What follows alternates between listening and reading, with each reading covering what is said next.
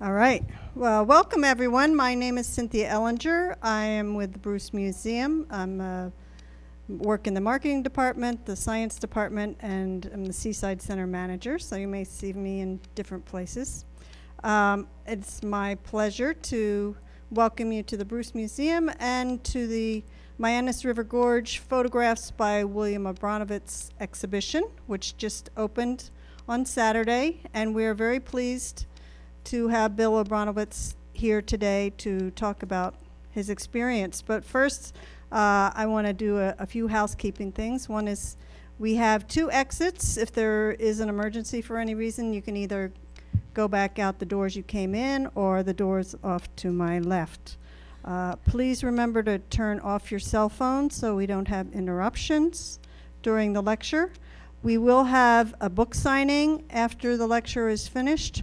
You can purchase your books in the Bruce Museum store across the way, and Bill will be here at the table on the side to be able to sign the books.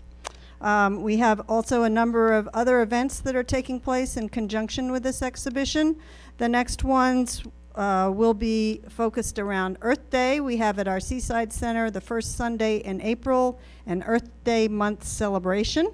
We have a number of town organizations that are helping us celebrate Earth Day with composting, our fish tank, paper shredding, so also invasive plants. So we'll talk all about different environmental things at the Seaside Center on April 3rd, which is a Sunday.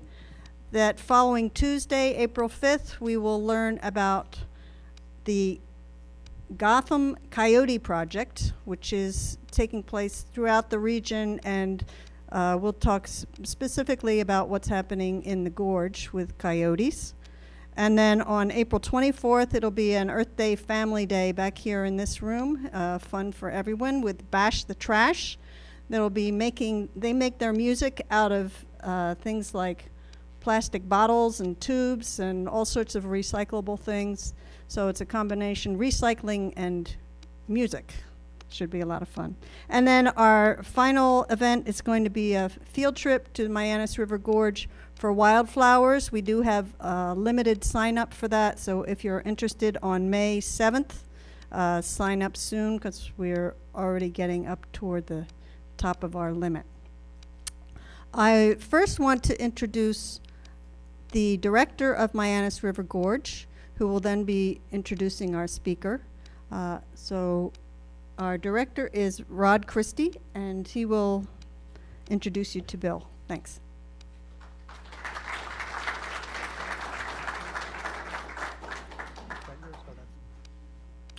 Well, welcome. As Cynthia said, I'm the director of the Mianus River Gorge Preserve, and I'm not going to spend too much time because we want to get to the main event. But when we first contemplated this project many months ago, we actually had no idea how to begin. But the only thing that we were sure of as an organization is we wanted it at some point, at some degree, to involve Bill Abranowicz.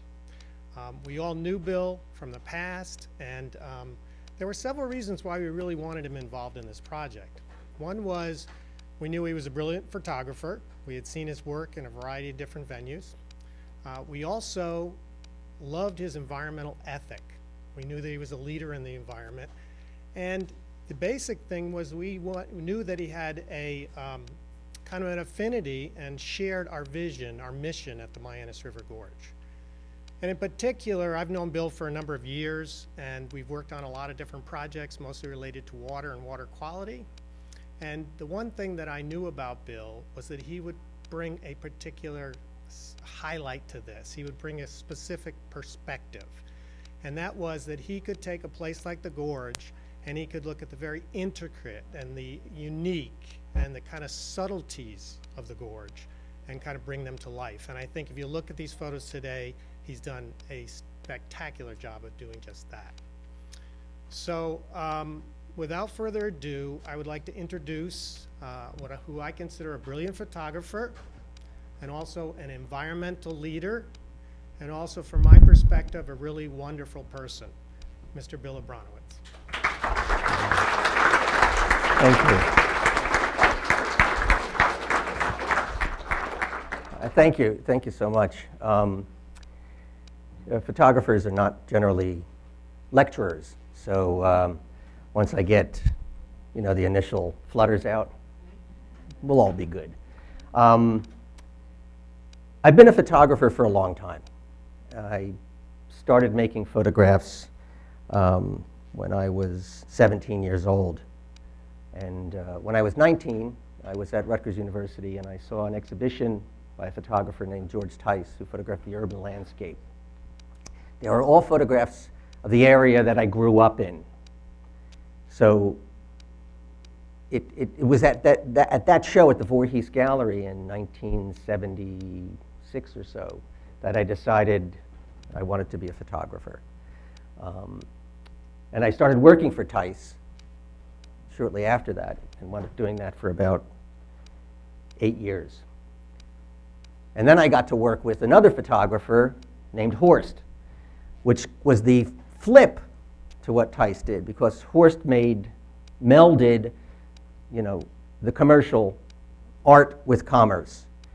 And I wanted to be out of assisting by this point, but when somebody like Horst calls and asks first if you can print for him, because that's how I earned a living, and then assist him, you don't say no. I didn't want to, how could I pass that opportunity up?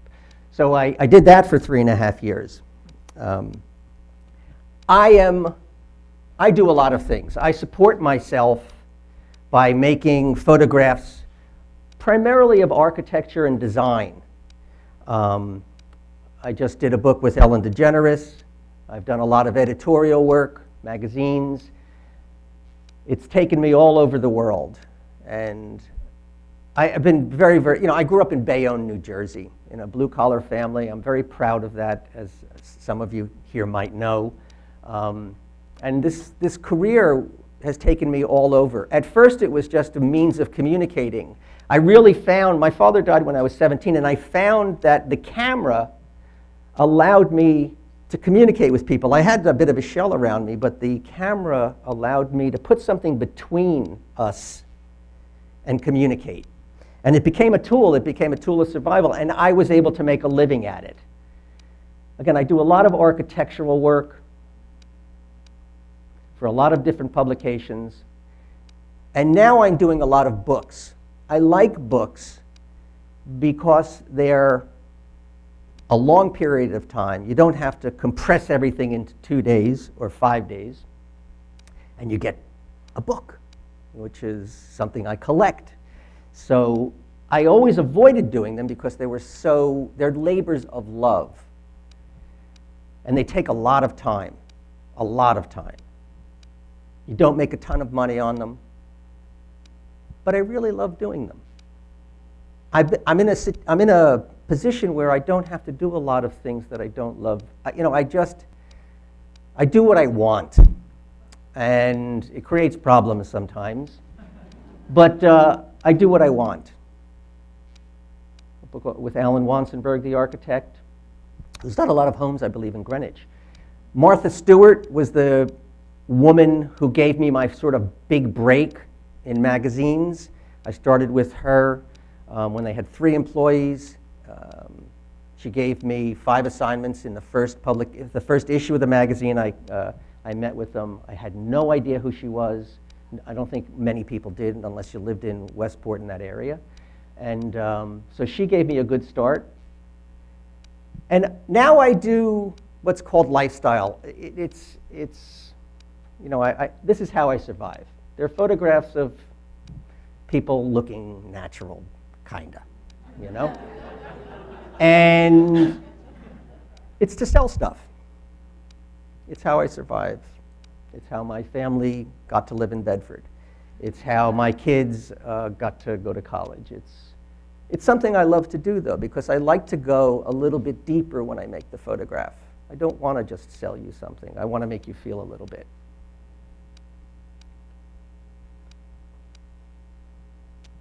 Banana Republic, Old Navy. I've worked for the Gap for about 20 years. But I always keep coming back to my own work. I photographed in Greece for about 30 years. I continue to go back there. This is a book that came out about 5 years ago. and my first book, which came out in the year 2000. My work has shifted between black and white. I grew up as a craftsperson in black and white photography. I learned the art in a darkroom of printing black and white images. I made a living printing for photographers for a very long time. The Dis Farmer Estate, Steichen, Horst, Hoyningen-Hune. I am old enough to have entered photography at a period where the history of photography was very, very, short. And I got to meet a lot of the great figures, the people who students study now, André Cortege and Arnold Newman. I got to meet them. Lisette Modell, I drove home from Parsons one night where she needed a ride home. So all these great figures in photography, I kind of, as a young person, got to skim through it. And the recent book, the Mianus River Gorge. Water is the driving force of all nature. I always go back to water. No matter what I do, something about water pulls me in. It's the surface of it. It's the gentility of its role. It's the power of it. It's its connection to our being able to sustain our lives. A recent trip to India, the most exciting part, going to the Ganges, where water becomes something completely different, where it's honored. The joy that you feel when you go to Varanasi, where people get to sip this water and swim in it. And I didn't want it to touch my body. But it's a magnificent place. And a new series of photographs that came about very, very quickly that are about ice, black ice. It's an inversion, it's a manipulation of something. I like to think that I don't like to think. I know that I can only see what I feel. I can only convey things. I've had these moments of joy in my life, many, many moments of joy in my life, and I've had many moments of sadness in my life. And life, isn't a straight line. It has these roles. And the roles are reflected in the work that I do. So this is a recent series that's a response to a series that I did about mortality. So these are negative images of ice formations. This is brand new. This work was done last week. And I'm really excited about it because I think, that when the arrow hits the emotional for a photographer or any artist, that's the most special thing. I don't want to make topographical images. I don't want to make stock photographs. The natural landscape scared the hell out of me because it's been done so many times, I mean, the history of photography is something that I keep in my head, and it becomes a little bit of a burden sometimes because it forces me to try to go, I don't want to copy an image. I'll reference it, but I don't want to copy it. So these photographs are references to Chinese calligraphy and just an inversion of the way ice appears. Water, the darker times that in my life where I started to get involved in the environmental movement. I was on the board of directors of Riverkeeper for about 10 years, and I got involved in wetlands issues in Bedford, which is how I met Rod Christie, the executive director of the Mianus River Gorge. This is a series I did on Newtown Creek, which was I guess at the time, I don't know if it is, maybe it's lost its prize of being the most polluted body of water in the United States. It is a dead body of water, that no life is sustained, there is no oxygen. And on a 104-degree day, there were kids swimming here. A quarter of an inch of rain in New York City, and this fills with septic effluent. The surface of Newtown Creek. You can't help but feel pain when you see what we do. Who are we to do this? Parasites on this planet. But photography is a strong tool, a propaganda device, and a weapon for the defense of the environment, and therefore for the fostering of a healthy human race, and even very likely for its survival. Elliot Porter. Elliot Porter was the guiding voice that Rod gave me as he asked to do this assignment. The initial call that I got was to try and organize a dozen photographers to go into the gorge and photograph it through the 4 seasons. Nightmare. Herding cats. I thought my heart was racing when I stepped here, but I remember that call where I thought, like shortness of breath, sweating, I'm not organizing 12 photographers. We are organized, we keep clean studios, we can't lose negatives, but our minds are just gone, in the spin, not gone. The spinning happens a lot, and you learn to manage that spinning, but I thought I could manage my spinning, so I'm going to do it myself. And I suggested I go in there for a year. It was a little selfish, certainly. But the gorge is really close to my home. And Elliot Porter, Rod kept talking about Elliot Porter. Elliot Porter, an engineering degree and a medical degree from Harvard, who really is known not for either of those things, but for his photographs of the landscape and his defense. The tough part in going from the architectural interior stuff that I do a lot of to the natural landscape is the photograph has edges, but the world does not. Stephen Short. Where do you end this thing? Where does it go? Does the little tree and the light on the edges, how do you do that? But Ansel Adams told me a good photograph is knowing where to stand. So I had this repository of the history of photography in my head as I was doing this. The photographs of Albert Renger-Potsch, a German, who didn't see photography as being an art. He thought it had its own, wonderful things. It expressed reality, but it wasn't an art. I just found that out yesterday, but it was too late to pull him out of the lecture. But Potsch is a wonderful photographer.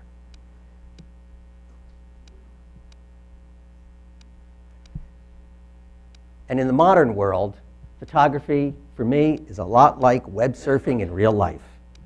Alex Soth. Win Bullock, I didn't want to tell the tree or the weed what it was. I wanted it to tell me something, and through me express its meaning in nature. These were some pretty tall figures in my life in growing up, so going into the gorge was a little scary. Your own photography is never enough. Every photographer is last that is dependent on other people's pictures too. Photographs that may be public or private, serious or funny, but that carry with them a reminder of community. Robert Adams, this is from a series that he did in Maine. The book came out just around the same time, a little bit before when we were designing the Mianus book. And I love the design of it. They're very simple, sort of unadorned landscape photographs that are very real. And George Tice, the photographer from New Jersey that I talked about, who photographed the things around me. These were places where I grew up. That's me around 1980 in a photograph from the Hoboken terminal. But who would think a White Castle could be seen as something sort of mystically monumental? It's where I grew up. So the Mianus just had it just seemed like a natural. So in the late spring of 2012, I went in, and I didn't know what I was going to do. It took a long time before I actually looked at things a little more closely because I was taking it. I just went in and I would walk with my camera. I would go in early morning. The gorge doesn't always get great light. The gorge gets, by the time the sun is up, it's too high. By the time the sun is low, photographers try to shoot end of day or early morning. So I had to time it. It took me a good part of the year to sort of establish when I wanted to go in. Overcast days generally work pretty well. I loved the chaos of the gorge. You know, I loved, you know, I made these photographs from a photographer's standpoint, and Rod then said, you know, gave me he told me why that was important. There are trees that fell, but they sustained that cycle of life. Things happened when those trees fell in the river, and that created other things.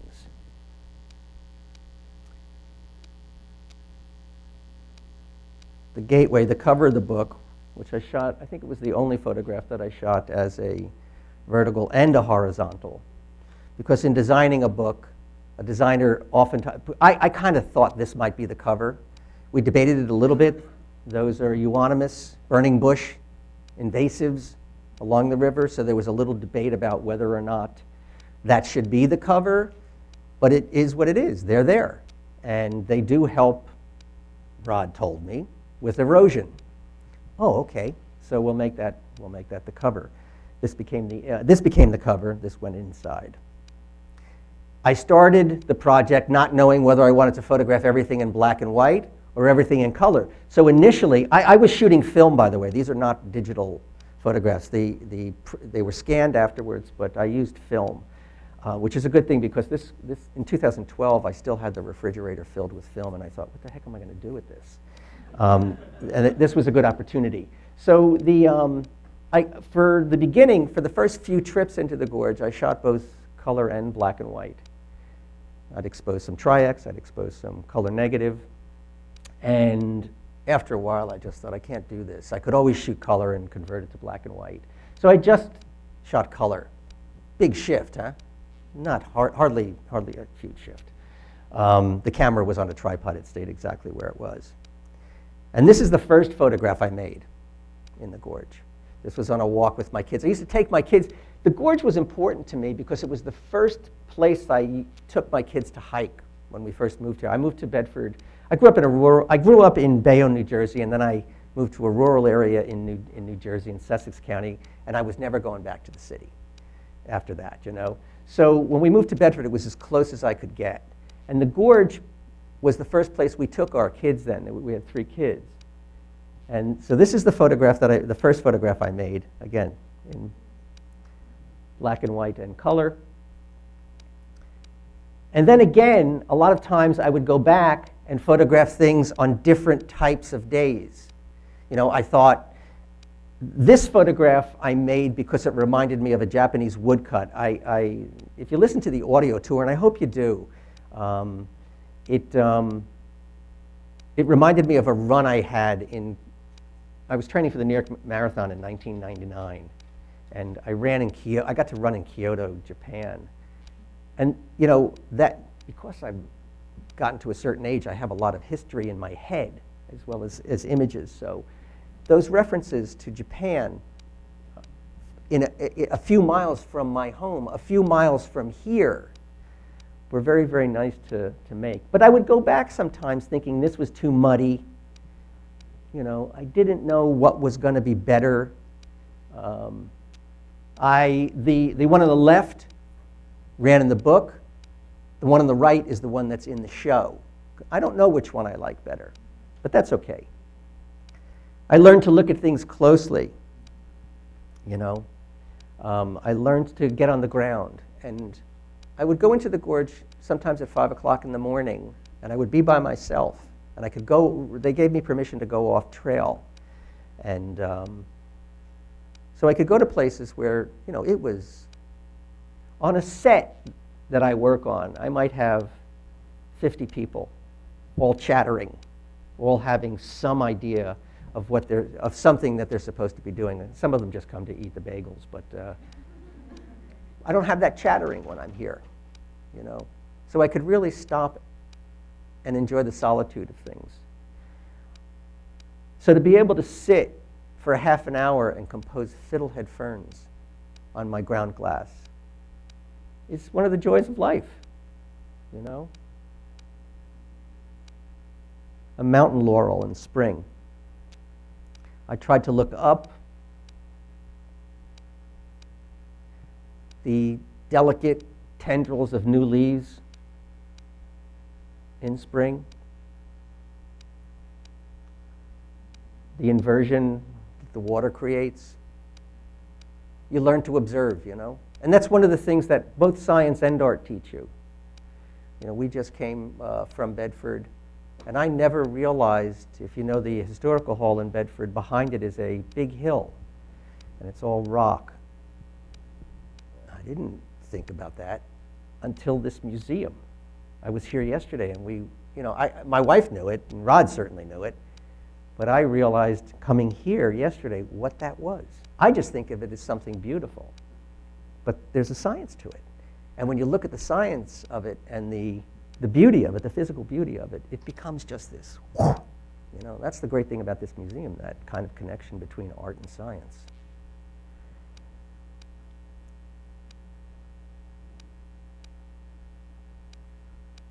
Skunk cabbage. The Mianus River Gorge is a long, narrow strip. That's what I thought, you know, but they've been protecting bodies of land all around it, buying up parcels. So it's not just what we see as we hike through it. It extends well beyond, but is all within the watershed, the watershed for this city as well as Stamford. A vernal pool. You know, this photograph, I thought, the photographs of the ordinary, these things, the gas station in New Jersey, a White Castle, things like that, you know, what I would call, except it was green when I swam in it in New Jersey, the vernal pond, you know, which is a spring pool that's filled, teeming with life at a certain time of the year, and oftentimes filled and disregarded as development occurs, but is really critical to the health of the environment. The work that I did with Tice was a very, very learning that the ordinary isn't ordinary was very important. It's been important to me. I'm an ordinary guy, and I'd like to think I'm somewhat extraordinary sometimes as well. So, the trails through the Mianus. I mean, these trails. If you've not hiked this place, you better get there, because it's really not yet. Though it's I think April, right? It reopens in April. It closes. The trails rest during the winter, which was another thing I was able to do. I was able to go through off season. The beautiful but poisonous Mayapple. I just read this Robin Williams quote that says, "Spring is nature's way of saying, let's party."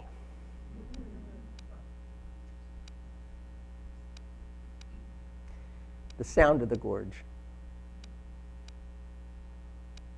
The sound of the gorge is beautiful.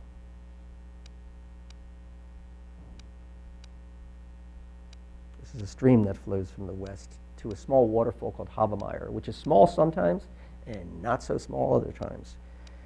Timing that, because it was a substantial hike, was also... I loved going in after storms, and I'll talk a little bit more about that.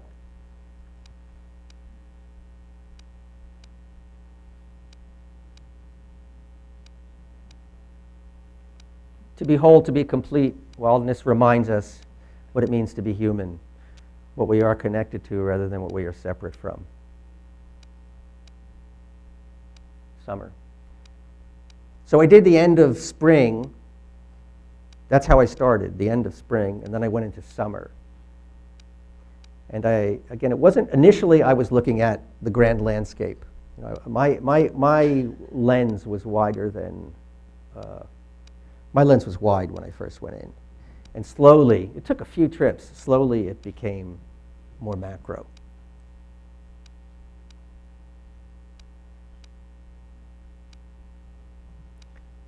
A man-made wall through the gorge. A hemlock tree. Does it remember this hemlock? This was,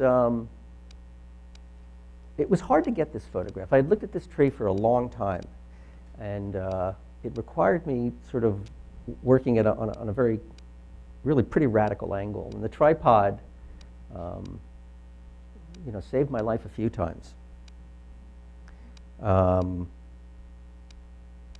But remember this tree because it'll come up later. This is I believe this is an old growth tree, or was an old growth tree? Yeah. So this tree could be 300-400 years old.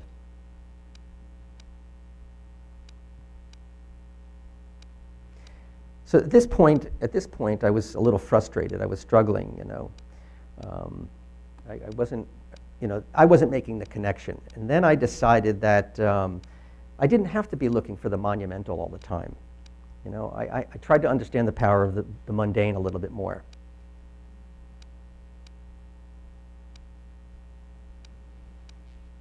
This is pretty much the entire project. The book only encompasses about 40 photographs or so, but this is the entire body. And there were periods of time, the moss here at certain points, particularly after a storm, the moss was incredible, you know, and you felt like you were I felt like I was in a Peter Jackson Hobbit landscape. How things grew and you know, and how nature just sort of clung. Again, shooting the vertical and the horizontal, not knowing, not sure. This is a very frustrating photograph for me. There's a print of it here, and Rod has described this as his favorite photograph. But I remember what that morning was like. And I don't think, it's been almost 4 years now, three and a half years. I haven't been able to print it. It hasn't hit yet, you know? I keep trying. You know, there's photography, it's a little frustrating because life has a lot more layers than even the widest ranging film. So I thought initially I would stand at the same spot through 4 seasons, you know, 4 times here, 4 times there. That didn't work. The places the public doesn't see. But a lot of people have recognized, knowing that when they were young and growing up in Bedford, oh, I used to party there. Going in mornings versus afternoons. You know, the sun would rise on, you know, I found mornings to be, I was more productive. I guess I'm a little bit of a morning person, but the sun for me was, the morning did it. Anne's Meadow, which is named after Anne French, the gorgeous first director who grew up on the land.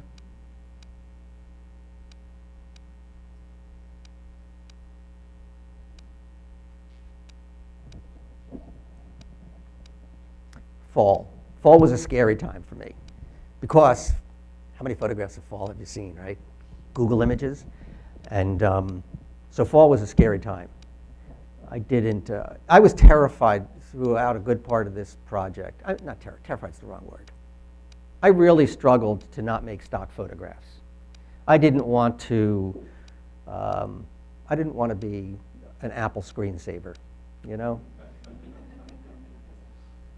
Although my son pointed out, these would make some good Apple screensavers. The references to Elliot Porter were constant. This was the scariest part of the gorge, the falls, because that was, you know, that was stock. I went 3, 4, 5 times to photograph the falls at different times. I always knew to go in after a storm, you know. I knew at the falls there would be a lot of water. And then these little streams everywhere. The rock formations and life that grew powerfully out of a rock. Nothing, you know, nothing is meaningless.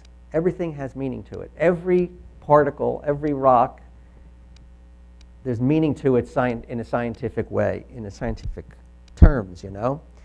The variations from spring to summer to fall. And I was searching a little bit for color. Rod was like an art director, a creative director who would tell you, no, we want more color, go more color. And I was trying to pull back a little bit on it.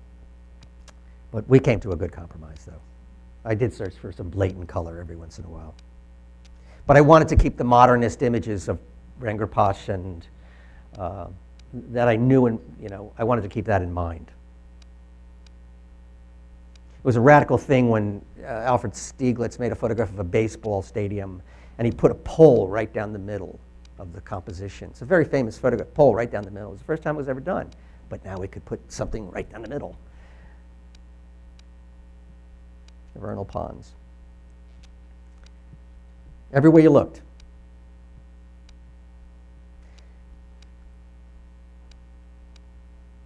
And nothing in the gorge is still. I talked about sitting on the ground, looking at these fiddlehead ferns and spending a half an hour composing them. But I realized after a while there was nothing still. Even on a no-wind day, the water was going to move 24/7, 365. And for millennia, that water's been moving. And even if I wasn't near water, you were aware of like a crackling. You could almost hear leaves opening up in the spring. You could hear insects. The movement was constant.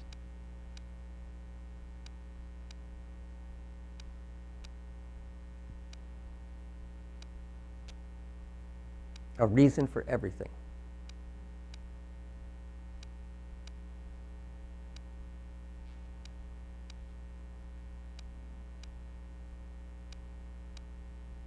Cherry burls. There's an interesting explanation under the photograph as to why this happens. And if you need more, ask Rod. It's just fascinating to know this, to hear about this stuff. I just was trying to make photographs that were somewhat expressive, and Rod came up with, there's thumbnails in the back of the book that explain every photograph in scientific terms.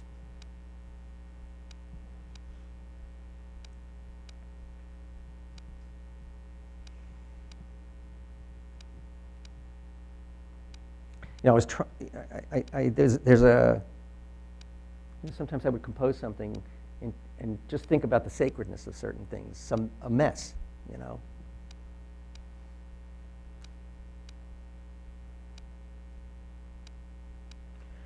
And then the reservoir that the Mianus feeds, the Mianus River Gorge goes into reservoir, and you can't help but think of Edward Weston and Point Lobos.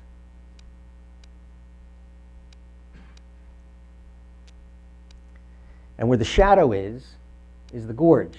You can't really see it. The video here there's a drone that flies over it, and it's even difficult to see from the drone. So it's only the light that delineates that change. Again, I thought I would go to the same view through each of the 4 seasons, and I did it a little bit, but I got bored. And this is the spot where I remember Andrea and me taking our kids when we first moved to Bedford 20 years ago. I remember this spot then.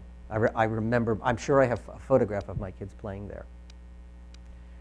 And the trail that we walked, because there's a loop for kids. It's not for kids, but there's a shorter loop that's very easy for kids. And I made this romantic view of the path that I remembered walking. My favorite photograph.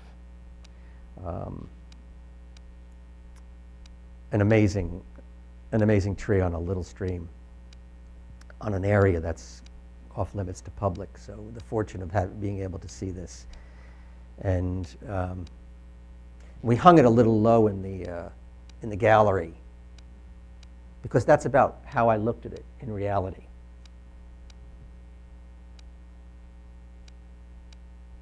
And the winter. If the winter was like this past one while we were shooting, I'd have been screwed.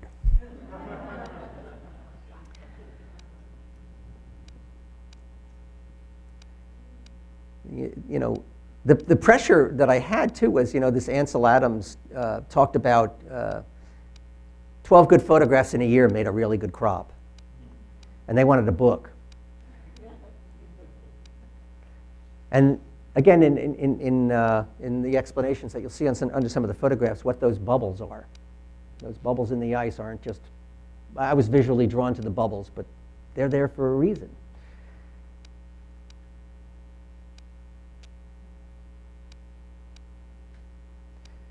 Releases of methane gas produced by decomposition. If the river freezes and the gas isn't allowed to escape, it can poison the animal life in the river. Rod made me sound really smart.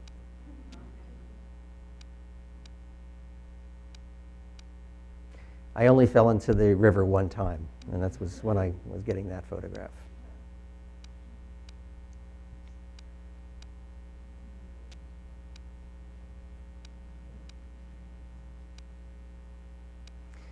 And what I was saying about like sort of interpreting what's inside of you, we do not see things as they are, we see them as we are. And that photograph for me is most exemplified by that photograph in the corner over there, where my very special friend Pat is sitting. That's a photograph that was a joyful moment, and I had many of them through this, but I specifically remember that one.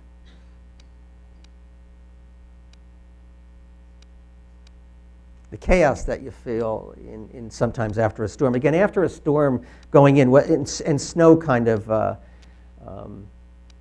it was most prevalent through the winter. The ice and snowstorms, there was no way I was missing a day in the gorge when there was an ice and a snowstorm. Or a heavy rain, really heavy rain. Looking towards the reservoir. Imagine a primeval forest covering over 400 million acres, a forest untouched by European settlers and with only limited impact by Native Americans, a forest extending from the Atlantic to the Mississippi. The Atlantic to the Mississippi. This is the old-growth forest of the 1600s, before the arrival of British and Dutch settlers. Today, the forest is limited to a few isolated locations, many of them at higher elevations. In the northeast, larger sections remain in the Adirondacks, the White Mountains of New Hampshire, parts of Pennsylvania and Massachusetts, and in the Mianus River Gorge. This was the hardest part of the gorge to photograph. An old-growth forest disappearing or having disappeared at a pretty fast clip. But to me, I'd walk past this dozens and dozens of times, and they just looked like hemlock trees to me, But then I learned that the hemlock trees were 300 or 400 years old, and if I was going to photograph them and kind of show their stature, there was not enough room to back up. If I pointed the camera up, I was going to get all that convergence, right? The convergence that the eye does correct for. So in the end, I just set the camera up, and this was in a very, very important part of the gorge.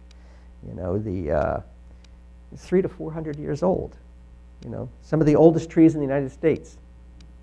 So I decided to not sort of tangle with it too much, just to set the camera up and let the trees be what they were on a light snow, after a light snow.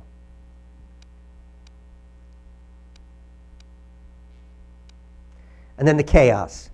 That one tree that I asked you to remember that was perched up on the rocks is in the upper right-hand corner no longer.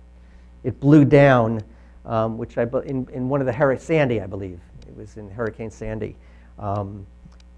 In the snow, it was never easy to walk through the gorge, but this was a particularly difficult time. There was a lot of damage.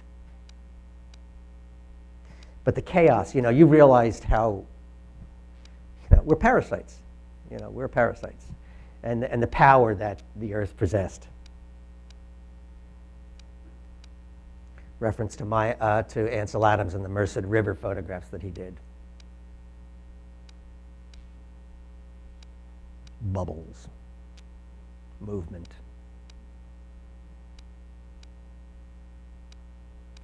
Eastern cedars, which Rod told me were the first trees to colonize an abandoned field. They were just 3 pretty trees with the sun rising through them. But once you see this stuff, once you're told what this stuff is, there's no going back, which is a wonderful thing. And there were days where I thought I was in Yosemite, with particularly these heavy snows, which reduce invasive species. There were days where I truly felt like I was in Yosemite, and I was going to go around the bend, and Bridal Veil Falls would be there, or El Capitan might appear.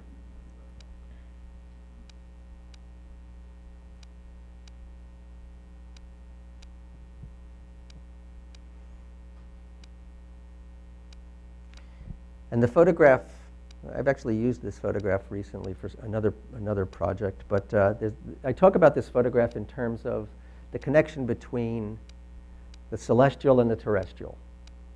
This is a photograph of a small, probably 1 square foot piece of ice that just reminded me of a photograph that I grew up with by Paul Caponegro called Apple, which is made in 1964. And it's a very dark apple, dark-skinned apple with white little specks on it.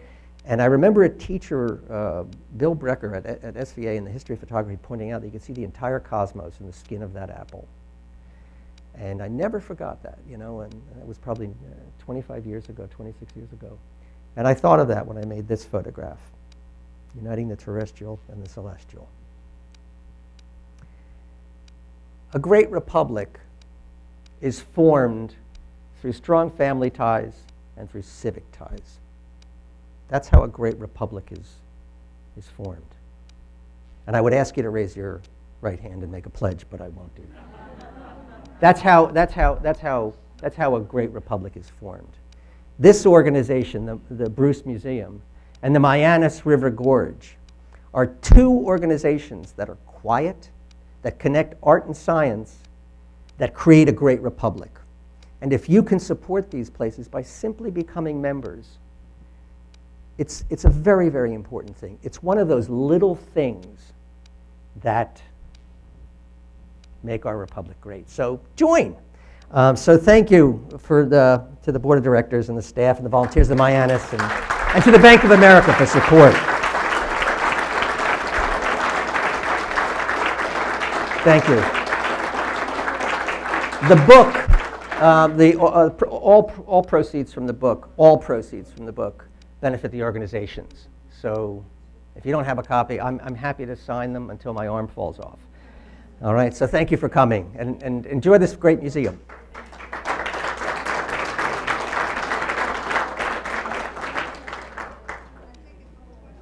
Yeah, are any questions? I should actually ask that. Does anybody have any questions? Yeah. You're looking for birds? Well, you know, Photoshop's a wonderful thing. Maybe later. Anybody else? I should have mentioned that before. I'm sorry. Did I see? Oh, I saw a lot of birds. No, I didn't. If I had, no. But you've challenged me now, and I'll get some birds now next time I see you. But, okay, anybody else? Yeah? It was a 645, which is a 2.25-inch film. Anybody else? Great. Well, thank you again. Okay, and Bill will be over there if you have a book that you'd like to have signed. Thank you very much. Thank you. That was great.